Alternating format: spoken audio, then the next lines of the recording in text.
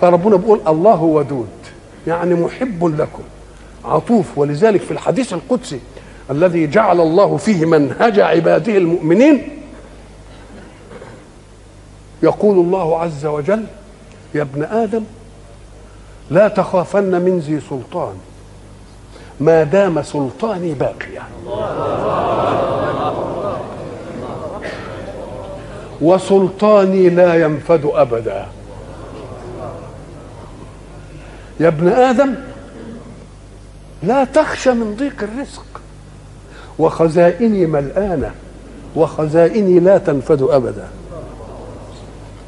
يا ابن آدم خلقتك للعبادة فلا تلعب، وضمنت لك رزقك فلا تتعب.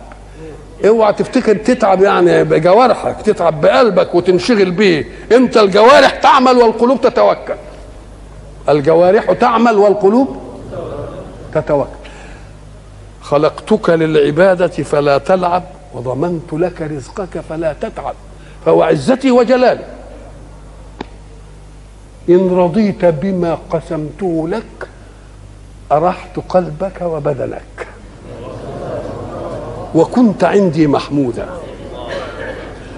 وإن أنت لم ترض بما قسمته لك فوعزتي وجلالي لأسلطن عليك الدنيا تركض فيها ركض الوحوش في البرية، ثم لا يكون لك منها إلا ما قسمته لك. يا ابن آدم خلقت السماوات والأرض ولم أعي بخلقهن، أيعيني رغيف عيش أسوقه لك؟ يا ابن آدم لا تسألني رزق غد كما لم أطلب منك عمل غد. يا ابن آدم أنا لك محب، هي دي بتاع ودود بقى، أنا لك فبحقي عليك كن لي محبا.